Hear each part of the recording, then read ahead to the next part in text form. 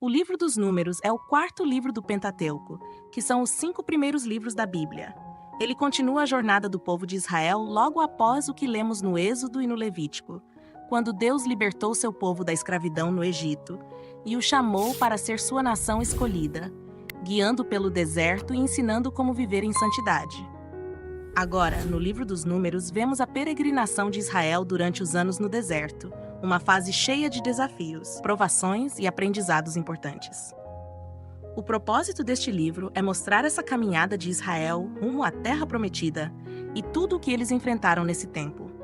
A jornada não foi fácil. Eles tiveram que lidar com dificuldades que testaram sua fé e obediência a Deus. Em muitos momentos, o povo mostrou fraqueza, medo e até dúvidas sobre as promessas divinas. Mas Deus se manteve fiel, guiando e corrigindo seu povo para que eles estivessem prontos para entrar na terra que ele lhes havia prometido. No início do livro dos Números, vemos que Deus orienta Moisés a realizar um censo do povo de Israel. Esse censo, que dá nome ao livro, não é apenas uma contagem de pessoas, mas uma organização detalhada das tribos de Israel e uma preparação para o que está por vir, a entrada na Terra Prometida e a necessidade de um exército bem estruturado. Cada tribo é contada e organizada com um propósito claro, formando um povo unido e pronto para a missão à sua frente. Esse ato de contar e organizar as tribos reforça a identidade do povo de Israel como uma nação consagrada a Deus. Não são apenas um grupo de indivíduos vagando pelo deserto, são o povo escolhido, chamado a seguir as orientações de Deus em todos os aspectos da vida, desde a maneira de viver até a forma de se organizar e defender. O censo é uma lembrança de que cada membro tem seu valor e lugar no plano de Deus, e de que a caminhada rumo à Terra Prometida é uma missão coletiva, na qual todos são chamados a participar. Esse momento de preparação não só fortalece a identidade e a unidade do povo, mas também os lembra da responsabilidade que tem como nação eleita. Viver em santidade, confiar na liderança divina e estar prontos para enfrentar qualquer desafio. À medida que o povo de Israel segue sua jornada pelo deserto, Deus estabelece instruções claras para a organização do acampamento. Cada tribo possui um lugar específico ao redor do tabernáculo, a tenda sagrada onde Deus manifesta sua presença e onde o povo o adora. Essa disposição não é aleatória. Ela representa a centralidade de Deus na vida do povo, simbolizando que todas as tribos, com suas particularidades e dons, giram em torno de um único centro, o Senhor. O tabernáculo, colocado bem no meio do acampamento, lembra constantemente o povo de que Deus caminha com eles.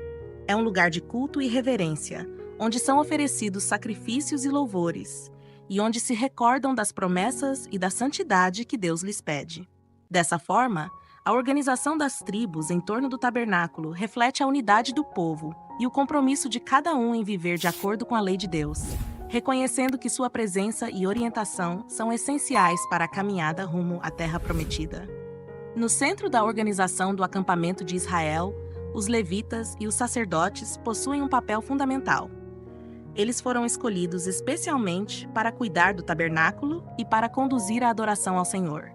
Os levitas são responsáveis por transportar e proteger o tabernáculo, garantindo que tudo esteja em perfeita ordem para o culto. Já os sacerdotes, que vêm da linhagem de Arão, têm a missão sagrada de oferecer os sacrifícios e de interceder pelo povo diante de Deus, fazendo a ligação entre o povo e o Senhor. Para desempenhar esse papel, os levitas e os sacerdotes precisam estar sempre em estado de pureza, respeitando cuidadosamente as leis que Deus deu a Israel.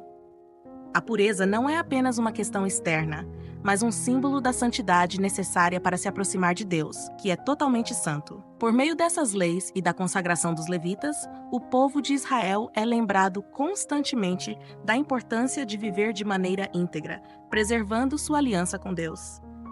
Essa estrutura sagrada fortalece a identidade do povo e reforça a proximidade de Deus em seu meio. Assim, os levitas e sacerdotes não apenas garantem que a adoração seja realizada de forma correta, mas também inspiram todo o povo a viver com fidelidade e pureza diante do Senhor, sempre conscientes de que a presença de Deus está no centro de sua vida e caminhada. No decorrer da jornada no deserto, o povo de Israel passou por diversos momentos de descontentamento e rebeldia contra Deus e Moisés. A escassez de água, a falta de alimentos e o cansaço fizeram com que o povo murmurasse repetidamente questionando a própria saída do Egito e até duvidando da presença e provisão de Deus. Em vez de confiar no cuidado que o Senhor já havia demonstrado, muitos se entregaram à reclamação, esquecendo-se das grandes obras que presenciaram. Essas atitudes de desobediência e falta de fé trouxeram sérias consequências. A geração que saiu do Egito, testemunha dos milagres de Deus, mostrou-se resistente em abraçar plenamente a fé e a obediência à sua vontade. Como resultado, Deus determinou que essa geração não entraria na Terra Prometida, pois lhes faltava o coração fiel e obediente necessário para viver a plenitude da aliança. A promessa, então, foi transferida para a geração seguinte, que, diferente de seus pais, teria a oportunidade de herdar a terra e viver conforme os mandamentos de Deus. Após um longo percurso até as fronteiras da Terra Prometida, Moisés enviou 12 espiões para avaliar a terra de Canaã e trazer um relatório ao povo. Os espiões percorreram a região, confirmando que a terra era fértil e abundante, onde mana leite e mel, como Deus havia prometido. No entanto, ao retornarem, 10 dos espiões relataram o medo que sentiram dos povos que habitavam ali, descrevendo-os como gigantes e guerreiros invencíveis. Esse relato provocou pânico e desespero entre os israelitas, que começaram a duvidar se realmente seriam capazes de conquistar a terra.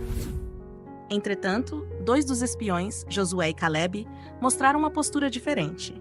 Eles acreditavam firmemente que Deus era fiel e poderoso para cumprir sua promessa, independentemente das dificuldades. Josué e Calebe encorajaram o povo a confiar no Senhor e seguir em frente, mas a reação de medo e incredulidade foi mais forte. Diante dessa falta de fé, Deus decidiu que a geração que duvidou e rejeitou a promessa não entraria na Terra Prometida. Como consequência, condenou o povo a vagar pelo deserto por 40 anos, até que uma nova geração, marcada pela confiança e pela obediência, estivesse pronta para herdar a promessa. Com a rejeição da Terra Prometida ainda ressoando na memória do povo, Deus continuou a instruir os israelitas, agora com leis adicionais que abordavam questões de sacrifício e pureza. Essas normas eram mais do que meras regras. Elas representavam um convite à santidade e um lembrete da natureza divina de Deus. As leis de sacrifício estabeleciam como o povo deveria adorar e oferecer a Deus. Cada sacrifício tinha um propósito específico, simbolizando gratidão, arrependimento ou a busca de paz. Ao seguir essas instruções, os israelitas não apenas honravam a Deus, mas também reafirmavam seu compromisso com a aliança que os unia a Ele. A adoração, portanto, se tornava um ato coletivo e pessoal, em que cada israelita era chamado a se envolver. Além disso, as instruções sobre pureza tratavam de aspectos práticos da vida cotidiana, como as condições que tornavam alguém ritualmente impuro. Essas leis não eram apenas sobre evitar a impureza, mas sobre promover uma vida saudável e ordenada, refletindo a beleza da criação de Deus. A pureza, tanto física quanto espiritual, preparava o povo para sua nova vida na Terra Prometida, onde a santidade de Deus deveria ser um testemunho visível em suas ações e comportamentos. Esses regulamentos também serviam como uma proteção. Em uma nova terra, com culturas e práticas diferentes, a observância dessas leis ajudaria Israel a permanecer fiel à sua identidade como povo escolhido. Viver de acordo com a aliança significava não apenas seguir regras, mas cultivar um relacionamento íntimo com Deus, onde Ele poderia habitar entre eles. Com cada instrução dada, Deus reafirmava seu desejo de que seu povo vivesse em harmonia com sua vontade. Na sequência das instruções divinas, um grave episódio de rebelião se desenrolou entre o povo de Israel, liderado por Corá, um levita que se levantou contra Moisés e Arão. Corá, junto com Datã e Abirão, desafiou a autoridade dos líderes escolhidos por Deus, questionando por que eles deveriam ter um papel de destaque entre o povo. A insatisfação de Corá não era apenas uma questão de ambição pessoal, ela refletia uma falta de compreensão sobre a importância da ordem divina estabelecida para a adoração e a liderança. A rebelião de Corá se espalhou, atraindo a participação de 250 líderes da comunidade, que também se revoltaram contra a autoridade de Moisés. Essa atitude desafiadora não apenas ameaçava a unidade do povo, mas também colocava em risco o plano que Deus havia traçado para Israel. A resposta de Deus foi imediata. Ele convocou Moisés e Arão, instruindo-os a se afastar do povo, pois uma punição severa estava prestes a acontecer. Moisés, porém, intercedeu pelo povo, demonstrando sua preocupação e compaixão. Em resposta, Deus ordenou que cada líder rebelde trouxesse um incensário, E assim o teste da verdadeira liderança se desenrolou. No dia seguinte, enquanto Corá e seus seguidores se apresentavam, a glória do Senhor apareceu, e a terra se abriu, engolindo aqueles que haviam desafiado sua autoridade. Após a grave rebelião de Corá, Moisés e Arão enfrentaram outro momento decisivo em sua jornada.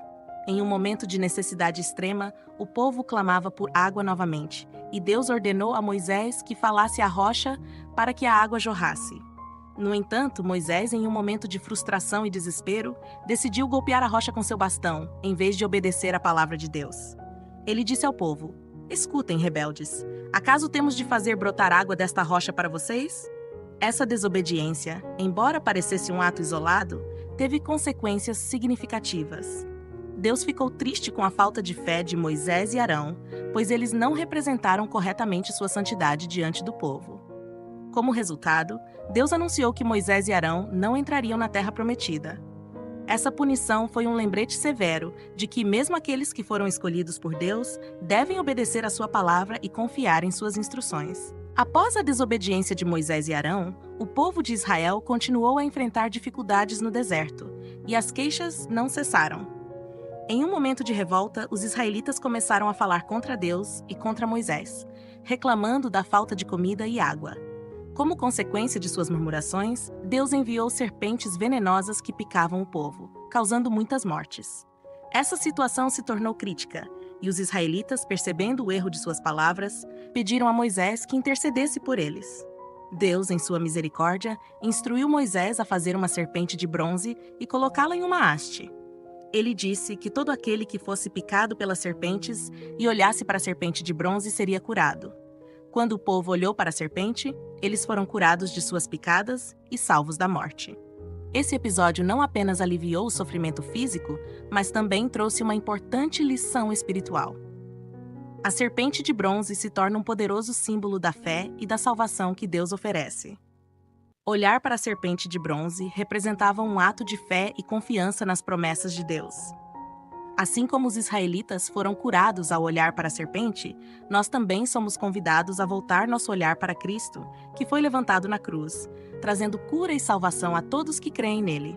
Depois de muitos anos de peregrinação no deserto, o povo de Israel chegou a um ponto crucial em sua jornada: as planícies de Moabe. Essa era a última etapa antes de finalmente entrarem na Terra Prometida, Canaã. Ao se aproximarem dessa nova terra, encontraram-se com outras nações que habitavam a região, o que trouxe novas oportunidades e desafios. Um dos encontros mais significativos foi com Balaão, um profeta reconhecido. O rei de Moabe, Balaque, temia a grandeza de Israel e enviou mensageiros a Balaão, pedindo que ele amaldiçoasse o povo de Deus. No entanto, Deus interveio e falou com Balaão, instruindo-o a abençoar os israelitas em vez de amaldiçoá-los. Assim, Balaão, ao invés de pronunciar maldições, declarou profecias que falavam das bênçãos sobre Israel e da proteção que Deus havia lhes concedido. Essas palavras enfatizavam que Israel era um povo escolhido e amado por Deus. À medida que o povo de Israel se aproximava da Terra Prometida, Deus deu instruções finais para prepará-los para a conquista e a vida que os aguardava em Canaã. Essas orientações eram fundamentais para garantir que, ao se estabelecerem na nova terra, eles vivessem de acordo com os princípios de Deus e mantivessem a aliança que haviam firmado com Ele. Uma das instruções mais importantes foi sobre a divisão da terra entre as tribos de Israel. Deus especificou como cada tribo deveria receber sua porção da terra, garantindo que todos tivessem seu espaço, e que o povo permanecesse unido, respeitando a herança que cada um receberia. Além disso, Deus estabeleceu leis que deveriam guiar a vida diária dos israelitas, desde questões de adoração até práticas de justiça e convivência entre as tribos. Se você deseja se aprofundar ainda mais no estudo ou no conhecimento de algum dos livros do Pentateuco, confira a descrição do vídeo e o comentário fixado. Nele você encontrará um link para fazer o download de um arquivo com mapas mentais de cada um dos 5 livros do Pentateuco. Ao adquirir esses mapas, você estará ajudando a manter e a custear as despesas do nosso apostolado e a manutenção do canal, o que é muito importante para nós. Não esqueça de curtir este vídeo, se inscrever no canal e ativar as notificações para não perder nenhuma novidade. Sua interação é muito valiosa, então sinta-se à vontade para deixar um comentário com suas dúvidas ou sugestões. E para aprofundar ainda mais o seu conhecimento, assista ao nosso vídeo com um resumo completo do livro do Levítico. Vamos juntos nessa jornada de fé e aprendizado.